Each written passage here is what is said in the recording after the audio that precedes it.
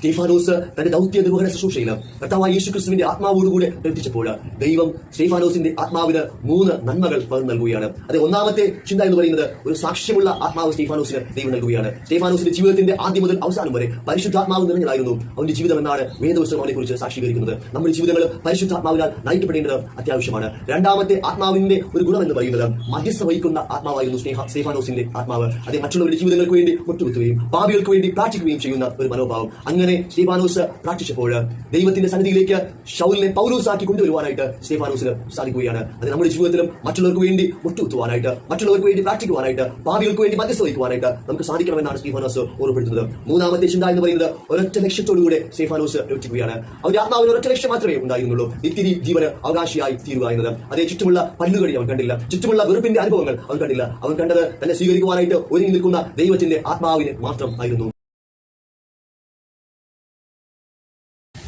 ദൈവനാമത്തിന് മഹത്വം ഉണ്ടാകട്ടെ. അപ്പോസ്തല പ്രവൃത്തികൾ 7-ാം അധ്യായം 54 മുതൽ 60 വരെയുള്ള ഭാഗത്ത് സ്റ്റീഫാനോസിന്റെ രക്തസാക്ഷിത്വത്തെക്കുറിച്ചാണ് രേഖപ്പെടുത്തിയിരിക്കുന്നത്. അതെ, സ്റ്റീഫാനോസിന്റെ രക്തസാക്ഷിത്വത്തെക്കുറിച്ച്. സ്റ്റീഫാനോസ് ആരായിരുന്നു എന്ന് നാം വ്യക്തമായിട്ട് മനസ്സിലാക്കേണ്ടത് അത്യാവശ്യമാണ്. കർത്താവായ യേശുക്രിസ്തുവിന്റെ ക്രൂശീകരണത്തിനും പുനരുത്ഥാനത്തിനും ശേഷം സ്റ്റീഫാനോസ് എന്ന ഒരുവനെ മേശമേൽ ശുശ്രൂഷ ചെയ്യുന്നതിനു വേണ്ടി തിരഞ്ഞെടുക്കുകയാണ്. സ്റ്റീഫാനോസ് ഉൾപ്പെടെ 7 പുരുഷന്മാരെ തിരഞ്ഞെടുത്തു എന്നാണ് വേദപുസ്തകത്തിൽ രേഖപ്പെടുത്തിയിരിക്കുന്നത്. അവിടെ പറയുന്നത് ഇങ്ങനെയാണ്: ആത്മാവ് നിറഞ്ഞ ജ്ഞാനമുള്ള ദൈവകൃപയുള്ള 7 പുരുഷന്മാരെ തിരഞ്ഞെടുക്കുകയാണ്. ഈ മേശയ്ക്കലുള്ള ശുശ്രൂഷ എന്നതുകൊണ്ട് ഉദ്ദേശിക്കുന്നത് സഭയുടെ സമ്പത്ത് ആവശ്യമുള്ളവർക്ക് നൽകുക എന്നതാണ്. മറ്റൊന്നെന്ന് പറയുന്നത് ആഹാരമില്ലാത്തവർക്ക് ആഹാരം ശരിയായ രീതിയിൽ വിതരണം ചെയ്യുക എന്നത് ഒക്കെ ആണ്. അതേ, ഈ സ്റ്റീഫാനോസിന്റെ ജീവിതത്തില് നാം പരിശോധിക്കുന്ന സമയത്ത് ദൈവത്തിന്റെ ആത്മാവിന്റെ സാന്നിധ്യം ഉണ്ടായിരുന്നു. അതേ, ദൈവത്തിന്റെ ആത്മാവിനോടൊപ്പം ചേർന്ന് ക്രിസ്തുവിന്റെ ആത്മാവിനോട് ചേർന്ന് ഈ മനുഷ്യൻ ദൗത്യ നിർവഹണ ശുശ്രൂഷയിൽ ഏർപ്പെട്ടപ്പോൾ ഈ മനുഷ്യന്റെ ആത്മാവ് വിവിധങ്ങളായ രീതിയിൽ ബലപ്പെട്ടു എന്ന് വേദപുസ്തകം സാക്ഷീകരിക്കുന്നുണ്ട്. അതേ, ഈ സ്റ്റീഫാനോസിന്റെ ജീവിതത്തിൽ അല്ലെങ്കിൽ സ്റ്റീഫാനോസിന്റെ ആത്മാവിന്റെ 3 സവിശേഷതകളെ കുറിച്ചാണ് ഇന്ന് പകൽക്കാലം നാം ചിന്തിക്കുവാനായിട്ട് പോകുന്നത്. ഒന്നാമത്തെ ചിന്ത എന്ന് പറയുന്നത് ദ സ്പിരിറ്റ് വിത്ത് ടെസ്റ്റിമണി എന്നതാണ്. അതേ, സാക്ഷ്യത്തോട് കൂടിയ ആത്മാവ്. ദ സ്പിരിറ്റ് വിത്ത് ടെസ്റ്റിമണി എന്നാണ്, സാക്ഷ്യത്തോട് കൂടിയ ആത്മാവ്. അതേ, ദൈവാത്മാവിനാൽ നയിക്കപ്പെട്ട ഒരു വ്യക്തി ജീവിതമായിരുന്നു സ്റ്റീഫാനോസ്.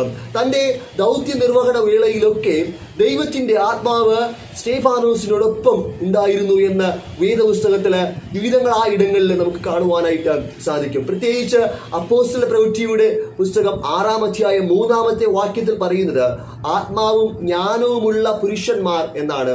സ്റ്റീഫാനോസും തന്നോടൊപ്പമുള്ള 7 പുരുഷന്മാരെയും ചേർത്താണ് പറയുന്നത് ആത്മാവും ജ്ഞാനവുമുള്ള പുരുഷന്മാര്. അപ്പോസ്തല പ്രവൃത്തി 6:5 പറയുന്നുണ്ട് വിശ്വാസവും പരിശുദ്ധാത്മാവും നിറഞ്ഞ പുരുഷന്മാർ എന്ന് പറയുന്നുണ്ട്. പൊതുവായിട്ടുള്ള അഭിപ്രായം എന്ന് പറയുന്നത് അവരുടെ ജീവിതത്തിൽ ഈ തിരഞ്ഞെടുക്കപ്പെട്ട 7 പുരുഷന്മാരുടെ ജീവിതത്തിലും പരിശുദ്ധാത്മാവിന്റെ സാന്നിധ്യം ഉണ്ടായിരുന്നു എന്നാണ് പറയുന്നത്. അപ്പോസ്തല പ്രവൃത്തി 6:8 ഈ സ്റ്റീഫാനോസിന്റെ സ്വഭാവ ഗുണത്തെ കുറിച്ച് പറയുമ്പോൾ നമുക്ക് ശ്രദ്ധിക്കുവാനായിട്ട് സാധിക്കുന്ന ഒരു കാര്യം എന്ന് പറയുന്നത് തന്നെ എതിർത്ത് സംസാരിച്ചവരോട് മാനുഷികമായ ആത്മാവിൽ നിന്നല്ല ഈ മനുഷ്യൻ പ്രതികരിക്കുന്നത്. നേരെ മറിച്ച് ദൈവാത്മാവിന്റെ സാന്നിധ്യത്താൽ ഈ മനുഷ്യൻ മറുപടി പറയുകയാണ്. അങ്ങനെ സംസാരിച്ചപ്പോൾ എതിർത്ത് സംസാരിക്കുവാനായിട്ട് ശ്രമിച്ചവർക്ക് അതിനായിട്ട് സാധിക്കാതെ പോവുകയാണ് ചെയ്യുന്നത്. അതേ, തന്റെ സംസാരത്തിൽ പോലും, തന്റെ വാക്കിൽ പോലും, തന്റെ ചിന്തയിൽ പോലും, തന്റെ ജ്ഞാനത്തിൽ പോലും ദൈവത്തിന്റെ ആത്മാവിന്റെ സാന്നിധ്യം നമുക്ക് കാണുവാനായിട്ട് സാധിക്കും. അത് മാത്രമല്ല, അപ്പോസ്തല പ്രവൃത്തി 6:15 ന്യായാധിപ സംഘം ഈ മനുഷ്യൻ കുറ്റക്കാരനാണെന്ന ചിന്തയോടുകൂടെ പിടിക്കുകയാണ്. ആ സമയത്ത് ഈ സ്റ്റീഫാനോസിന്റെ മുഖത്തേക്ക് നോക്കുന്ന സമയത്ത് ഈ മനുഷ്യന്റെ മുഖം ദൈവദൂതന്റെ മുഖം പോലെ പ്രകാശിച്ചു എന്നാണ് വേദപുസ്തകം നമ്മെ പഠിപ്പിക്കുന്നത്. അപ്പോസ്തല പ്രവൃത്തി 7 ആത്മാവിൽ നിറഞ്ഞുള്ള സ്റ്റെഫാനോസിന്റെ പ്രസംഗത്തെ കുറിച്ചാണ് രേഖപ്പെടുത്തിയിട്ടുള്ളത്. തന്റെ വാക്കില്, തന്റെ പ്രവൃത്തിയില്, തന്റെ ദൗത്യ നിർവഹണ മേഖലയില് ആദ്യം മുതൽ അവസാനം വരെയും ദൈവത്തിന്റെ ആത്മാവിന്റെ സാന്നിധ്യം ഉണ്ടായിരുന്നു എന്നാണ് ഈ മനുഷ്യനെ കുറിച്ച് വേദപുസ്തകം സാക്ഷീകരിക്കുന്നത്. അത് മാത്രമല്ല, മരണവേദനയോടുകൂടെ പിടയുന്ന സമയത്ത്, മരണത്തിന്റെ നിമിഷങ്ങളിലും പരിശുദ്ധാത്മാവ് നിറഞ്ഞവനായി സ്വർഗത്തിലേക്ക് നോക്കിയെന്ന് അപ്പോസ്തല പ്രവൃത്തിയുടെ പുസ്തകം 7:55 രേഖപ്പെടുത്തിയിട്ടുണ്ട്. അതേ, ഈ മനുഷ്യന്റെ ജീവിതം നാം പരിശോധിക്കുന്ന സമയത്ത് ആത്മാവ് നിറഞ്ഞ സാക്ഷ്യമുള്ള ഒരു ജീവിതമായിരുന്നു. അതേ, സാക്ഷ്യമുള്ള ഒരു ജീവിതമായിരുന്നു. തന്റെ സ്വകാര്യ ജീവിതത്തില്, തന്റെ സാമൂഹിക ജീവിതത്തില്, തന്റെ സഭയുമായിട്ടുള്ള ബന്ധത്തില്, നമ്മുടെ ജീവിതങ്ങളില് സാക്ഷ്യമുള്ള ജീവിതമാണോ നാം മുന്നിലോട്ട് കൊണ്ടുപോകുന്നത്? എന്നെയും നിങ്ങളെയും മുന്നിലേക്ക് നയിക്കുന്നത് സാമ്പത്തികമായിട്ടുള്ള ചുറ്റുപാടുകളാണോ, വിദ്യാഭ്യാസപരമായിട്ടുള്ള ചുറ്റുപാടുകളാണോ, മറ്റ് പദവികൾക്ക് വേണ്ടിയിട്ടാണോ നാം മുന്നിലോട്ട് പ്രവർത്തിക്കുന്നത്? അതോ പരിശുദ്ധാത്മാവാണോ നമ്മെ മുന്നിലോട്ട് നയിക്കുന്നതെന്ന് നാം വ്യക്തമായിട്ട് മനസ്സിലാക്കേണ്ടത് അത്യാവശ്യമാണ്. അതേ, കർത്താവായ യേശു ക്രിസ്തുവിന്റെ ആത്മാവിനോടൊപ്പം ചേർന്ന് ദൗത്യ നിർവഹണ ശുശ്രൂഷയില് സ്റ്റെഫാനോസ് ഏർപ്പെട്ടപ്പോൾ സ്റ്റെഫാനോസിന് ദൈവം നൽകിയ ഒരു ആത്മാവിന്റെ ഗുണമായിരുന്നു സാക്ഷ്യമുള്ള ആത്മാവ്. അതേ, രണ്ടാമത്തെ ചിന്ത എന്ന് പറയുന്നത് ദ ഇന്റർസീഡിംഗ് സ്പിരിറ്റ്, മധ്യസ്ഥത വഹിക്കുന്ന ആത്മാവ്. സ്റ്റെഫാനോസ് തന്റെ മരണ നിമിഷങ്ങളില് യേശു തന്നെ ഉപദ്രവിച്ചവർക്ക് വേണ്ടി പ്രാർത്ഥിച്ചതുപോലെ മറ്റുള്ളവർക്ക് വേണ്ടി പ്രാർത്ഥിക്കുകയാണ്. പ്രത്യേകിച്ച് തന്നെ കല്ലെറിയുവാനായിട്ട് ഓടിക്കൂടിയ ആ ജനത്തിനു വേണ്ടി പ്രാർത്ഥിക്കുകയാണ്. അവിടെ ആ പ്രാർത്ഥന ഇങ്ങനെയാണ്: കർത്താവേ, ഇവരുടെ പാപം നിർത്തരുതോ. അത് മലയാള പരിവർത്തനത്തിലാണ് അങ്ങനെ എഴുതിയിരിക്കുന്നത്. എന്നാൽ ഇംഗ്ലീഷ് പരിവർത്തനത്തിൽ ഇങ്ങനെയാണ് പറയുന്നത്: ഡു നോട്ട് ഹോൾഡ് ദിസ് എന്നാണ് പറയുന്നത്. ദൈവമേ, ഈ പാപം കണക്കാക്കരുതേ എന്നാണ് പറയുന്നത്. തന്നെ കല്ലെറിഞ്ഞ് മുറിവേൽപ്പിച്ചവർക്ക് വേണ്ടി ദൈവത്തിന്റെ സന്നിധിയിൽ മുഴങ്കാലുകളെ മടക്കി മുട്ടുകുത്തി പ്രാർത്ഥിക്കുകയാണ് ഈ സ്റ്റെഫാനോസ് ചെയ്തത്. അതേ, ഇങ്ങനെ ഈ സ്റ്റെഫാനോസ് പ്രാർത്ഥിച്ചപ്പോൾ, താൻ മുട്ടുകുത്തി നിന്നപ്പോൾ അവിടെ ചുറ്റുമുണ്ടായിരുന്ന ഒരുപാട് പേര് ഉണ്ടായിരുന്നു. ഇതില് ശൗലായിരുന്നു പ്രധാനി, ശൗലായിരുന്നു ഇവരുടെയൊക്കെ നേതാവ്. ഈ ശൗലിന്റെ മുന്നിലും ഈ സ്റ്റെഫാനോസ് മുട്ടുകുത്തുകയാണ്. ഈ ശൗലിന്റെ ജീവിതം പിന്നത്തേതിൽ രൂപാന്തരപ്പെടുകയാണ്. പൗലോസായി ഇവൻ മാറ്റപ്പെടുകയാണ് ചെയ്തത്. അതേ, സ്റ്റെഫാനോസ് തന്നെ ഉപദ്രവിച്ച പാപികൾക്ക് വേണ്ടി മധ്യസ്ഥ വഹിച്ച് പ്രാർത്ഥിച്ചപ്പോൾ ഒരു മനുഷ്യന്റെ ജീവിതത്തിൽ പൂർണ്ണമായ രൂപാന്തരം ഉണ്ടാവുകയാണ്. സ്റ്റെഫാനോസിന്റെ ജീവിതം അപ്പോസ്തല പ്രവൃത്തി 7-ാം അധ്യായത്തോടുകൂടെ അവസാനിക്കുകയാണ്. പിന്നത്തേതില് അപ്പോസ്തല പ്രവൃത്തിയുടെ പുസ്തകം മുന്നിലോട്ട് കൊണ്ടുപോകുന്നത് ശൗലായിരുന്നു, അല്ലെങ്കിൽ പൗലോസ് ആയിരുന്നു മുന്നിലോട്ട് കൊണ്ടുപോയത്. അതിന്റെ ഒരു കാരണമെന്ന് പറയുന്നത് ഈ സ്റ്റെഫാനോസ് ദൈവസന്നിധിയില് തന്നെ ഉപദ്രവിച്ചവർക്ക് വേണ്ടി മധ്യസ്ഥ വഹിച്ച് പ്രാർത്ഥിച്ചത് കൊണ്ടാണ്. ആ പട്ടണത്തിലുള്ളവർക്ക് വേണ്ടി ഈ മനുഷ്യൻ മധ്യസ്ഥ വഹിച്ച് പ്രാർത്ഥിച്ചത് കൊണ്ടാണ്. പലപ്പോഴും നമ്മള് പാപത്തിന് വേണ്ടി മധ്യസ്ഥത വഹിക്കാറുണ്ട്, എന്നാൽ പാപികൾക്ക് വേണ്ടി മധ്യസ്ഥ വഹിക്കുന്നത് വളരെ ചുരുക്കമാണ്. ഈ സ്റ്റെഫാനോസ് തന്റെ ജീവിതം കൊണ്ട് നമ്മെ പഠിപ്പിക്കുന്നത് നമ്മുടെ ജീവിതങ്ങള് മറ്റുള്ളവർക്ക് വേണ്ടി മധ്യസ്ഥ വഹിക്കുന്നത് ആയിരിക്കണം. അതേ, പലപ്പോഴും ഇന്നത്തെ കാലഘട്ടത്തിൽ മറ്റുള്ളവരെ നമ്മുടെ മുൻപിൽ മുട്ടുകുത്തിക്കുവാനാണ് നമ്മൾ ശ്രമിച്ചുകൊണ്ടിരിക്കുന്നത്. എന്നാല് സ്റ്റെഫാനോസ് തന്റെ ജീവിതം കൊണ്ട് നമ്മെ പഠിപ്പിക്കുന്നത് മറ്റുള്ളവരെ മുട്ടുകുത്തിക്കുവാനല്ല, നമുക്ക് മറ്റുള്ളവർക്ക് വേണ്ടി മുട്ടുകുത്തി മധ്യസ്ഥ വഹിക്കുവാനായിട്ട് സാധിക്കണം. നമ്മുടെ ഭവനത്തിന്റെ ഉള്ളില് മക്കൾക്ക് വേണ്ടിയും ജീവിത പങ്കാളിക്ക് വേണ്ടിയും മുട്ടുകുത്തുവാനായിട്ട് നമുക്ക് സാധിക്കണം. സഭയിലെ ശുശ്രൂഷകന്മാരാണെങ്കിൽ സഭയ്ക്ക് വേണ്ടി മുട്ടുകുത്തുവാനായിട്ട് നമുക്ക് സാധിക്കണം. സമൂഹത്തിന് വേണ്ടി മുട്ടുകുത്തുവാനായിട്ട് നമുക്ക് സാധിക്കണം. അങ്ങനെ മധ്യസ്ഥ വഹിക്കുമ്പോൾ ഇന്നത്തേതിലെങ്കിലും ഒരു രൂപാന്തരം നമുക്ക് കാണുവാനായിട്ട് സാധിക്കും. ശൗലിന്റെ ജീവിതം, പൗലോസിന്റെ ജീവിതം നമ്മെ സാക്ഷ്യപ്പെടുത്തുന്നത് അതാണ്. സ്റ്റെഫാനോസ് ദൈവത്തിന്റെ സന്നിധിയിൽ മുട്ടുകുത്തി തന്നെ ഉപദ്രവിച്ച പാപികൾക്ക് വേണ്ടി പ്രാർത്ഥിച്ചപ്പോൾ അവരുടെ ജീവിതത്തിൽ ഒരു രൂപാന്തരത്തിന്റെ അനുഭവം ഉണ്ടായി. അതേ, സ്റ്റെഫാനോസിന്റെ ആത്മാവിന്റെ രണ്ടാമത്തെ പ്രത്യേകത എന്ന് പറയുന്നത്, രണ്ടാമത്തെ ഗുണം എന്ന് പറയുന്നത് മധ്യസ്ഥ വഹിക്കുന്ന ആത്മാവായിരുന്നു സ്റ്റെഫാനോസിന്റെ ആത്മാവ്.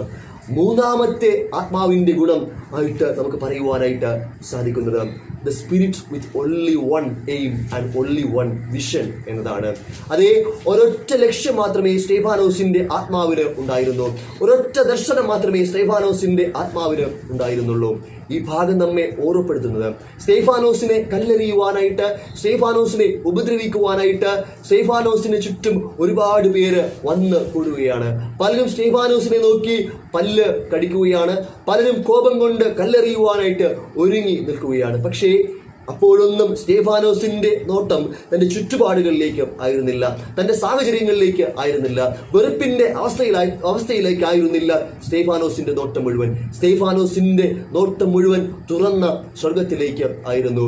അതേ, തന്നെ എതിരേൽക്കുവാനായിട്ട് എഴുന്നേറ്റ് നിൽക്കുന്ന മനുഷ്യപുത്രനിലേക്കായിരുന്നു സ്തേഫാനോസിന്റെ നോട്ടം മുഴുവൻ. അതേ, തന്റെ ജീവിതത്തിൽ ഒരൊറ്റ എയിം മാത്രമേ ഉണ്ടായിരുന്നുള്ളൂ, ഒരൊറ്റ ലക്ഷ്യം മാത്രമേ ഉണ്ടായിരുന്നുള്ളൂ, ഒരൊറ്റ ദർശനം മാത്രമേ ഉണ്ടായിരുന്നുള്ളൂ: സ്വർഗരാജ്യത്തിന് അവകാശികളായി തീരുക എന്നത്. പലപ്പോഴും ഇന്നത്തെ കാലഘട്ടത്തില് ക്രൈസ്തവ വിശ്വാസികൾക്ക് സാധിക്കാത്ത ഒരു കാര്യമാണ് അത്. നമ്മൾ ആരംഭിച്ചിരിക്കുന്നത്, നമ്മുടെ വിശ്വാസ ജീവിതം ആരംഭിച്ചിരിക്കുന്നത് ഒരു എറ്റേണൽ ഗ്ലോറിക്ക് വേണ്ടിയിട്ടാണ്, അല്ലെങ്കിൽ ഒരു നിത്യജീവന് വേണ്ടിയിട്ടാണ് നമ്മൾ ആരംഭിച്ചിരിക്കുന്നത്. പക്ഷേ പലപ്പോഴും നമ്മൾ ചുറ്റുപാടുമുള്ള വെറുപ്പിലേക്ക് കണ്ണോടിക്കുന്നു, ചുറ്റുപാടുമുള്ള സമ്പത്തിലേക്ക് കണ്ണോടിക്കുന്നു, ചുറ്റുപാടുമുള്ള ഭൗതിക നന്മകളിലേക്ക് നമ്മൾ കണ്ണോടിച്ചുകൊണ്ട് നമ്മുടെ ലക്ഷ്യത്തിൽ നിന്ന് പിന്മാറിപ്പോവുകയാണ് ചെയ്യുന്നത്. ഇവിടെ വെറുപ്പിന്റെ അവസ്ഥയിൽ ദൈവത്തിന്റെ മുഖത്തേക്ക് നോക്കിയപ്പോൾ സ്തേഫാനോസിന് ദൈവം സ്വീകരിച്ചു എന്നാണ്, മനുഷ്യപുത്രൻ എഴുന്നേറ്റ് നിന്ന് സ്വീകരിച്ചു എന്നാണ് വചനം നമ്മെ പഠിപ്പിക്കുന്നത്. അതേ, സ്തേഫാനോസ് തന്റെ ദൗത്യ നിർവഹണ ശുശ്രൂഷയിൽ കർത്താവായ യേശുക്രിസ്തുവിന്റെ ആത്മാവോടുകൂടെ പ്രവർത്തിച്ചപ്പോൾ ദൈവം സ്തേഫാനോസിന്റെ ആത്മാവിന് 3 നന്മകൾ പകർന്നു നൽകുകയാണ്. അത് ഒന്നാമത്തെ ചിന്ത എന്ന് പറയുന്നത് ഒരു സാക്ഷ്യമുള്ള ആത്മാവ് സ്തേഫാനോസിന് ദൈവം നൽകുകയാണ്. സ്തേഫാനോസിന്റെ ജീവിതത്തിന്റെ ആദ്യം മുതൽ അവസാനം വരെ പരിശുദ്ധാത്മാവ് നിറഞ്ഞതായിരുന്നു അവന്റെ ജീവിതം എന്നാണ് വേദപുസ്തകം അവനെ കുറിച്ച് സാക്ഷീകരിക്കുന്നത്. നമ്മുടെ ജീവിതങ്ങളും പരിശുദ്ധാത്മാവിനാൽ നയിക്കപ്പെടേണ്ടത് അത്യാവശ്യമാണ്. രണ്ടാമത്തെ ആത്മാവിന്റെ ഒരു ഗുണമെന്ന് പറയുന്നത് മധ്യസ്ഥ വഹിക്കുന്ന ആത്മാവായിരുന്നു സ്തേഫാനോസിന്റെ ആത്മാവ്. അതേ, മറ്റുള്ളവരുടെ ജീവിതങ്ങൾക്ക് വേണ്ടി മുട്ടുകുത്തുകയും പാപികൾക്ക് വേണ്ടി പ്രാർത്ഥിക്കുകയും ചെയ്യുന്ന ഒരു മനോഭാവം. അങ്ങനെ സ്തേഫാനോസ് പ്രാർത്ഥിച്ചപ്പോൾ ദൈവത്തിന്റെ സന്നിധിയിലേക്ക് ശൗലിനെ പൗലോസാക്കി കൊണ്ടുവരുവാനായിട്ട് സ്തേഫാനോസിന് സാധിക്കുകയാണ്. അത് നമ്മുടെ ജീവിതത്തിലും മറ്റുള്ളവർക്ക് വേണ്ടി മുട്ടുകുത്തുവാനായിട്ട്, മറ്റുള്ളവർക്ക് വേണ്ടി പ്രാർത്ഥിക്കുവാനായിട്ട്, പാപികൾക്ക് വേണ്ടി മധ്യസ്ഥ വഹിക്കുവാനായിട്ട് നമുക്ക് സാധിക്കണമെന്നാണ് സ്തേഫാനോസ് ഓർമ്മപ്പെടുത്തുന്നത്. മൂന്നാമത്തെ ചിന്ത എന്ന് പറയുന്നത് ഒരൊറ്റ ലക്ഷ്യത്തോടുകൂടെ സ്തേഫാനോസ് പ്രവർത്തിക്കുകയാണ്. അവന്റെ ആത്മാവിന് ഒരൊറ്റ ലക്ഷ്യം മാത്രമേ ഉണ്ടായിരുന്നുള്ളൂ: നിത്യജീവന് അവകാശിയായി തീരുക എന്നത്. അതേ, ചുറ്റുമുള്ള പല്ലുകടി അവൻ കണ്ടില്ല, ചുറ്റുമുള്ള വെറുപ്പിന്റെ അനുഭവങ്ങൾ അവൻ കണ്ടില്ല. അവൻ കണ്ടത് തന്നെ സ്വീകരിക്കുവാനായിട്ട് ഒരുങ്ങി നിൽക്കുന്ന ദൈവത്തിന്റെ ആത്മാവിന് മാത്രം ആയിരുന്നു. അതേ, സ്തേഫാനോസ് എന്ന വാക്കിന്റെ അർത്ഥം ക്രൗൺ എന്നാണ്, കിരീടം എന്നാണ്. അക്ഷരാർത്ഥത്തില് ഈ വാക്കിന്റെ അർത്ഥം അനർത്ഥമായി മാറ്റപ്പെടുകയാണ് ചെയ്യുന്നത്. അതേ, ജീവന്റെ അവകാശിയായി കർത്താവായ യേശുക്രിസ്തുവിനെ പോലെ ജീവന്റെ കിരീടം ചൂടുവാനും ദൈവത്തോടൊപ്പം ചേർന്ന് നടന്നപ്പോൾ, ദൈവത്തിന്റെ ആത്മാവോടുകൂടെ തന്റെ ദൗത്യ നിർവഹണ ശുശ്രൂഷയിൽ ഏർപ്പെട്ടപ്പോൾ നിത്യജീവന്റെ അവകാശിയായി തീരുവാനും ഈ സ്തേഫാനോസിന് സാധിച്ചു എന്നാണ് വചനം നമ്മെ ഓർമ്മപ്പെടുത്തുന്നത്. നമ്മുടെ ജീവിതങ്ങളിലും ദൈവത്തിന്റെ ആത്മാവോടുകൂടെ, നാം ആയിരിക്കുന്ന ഇടങ്ങളിൽ ദൈവത്തിന്റെ ആത്മാവോടുകൂടെ പ്രവർത്തിക്കുവാൻ ദൈവം നമ്മെ സഹായിക്കട്ടെ. ആമേൻ.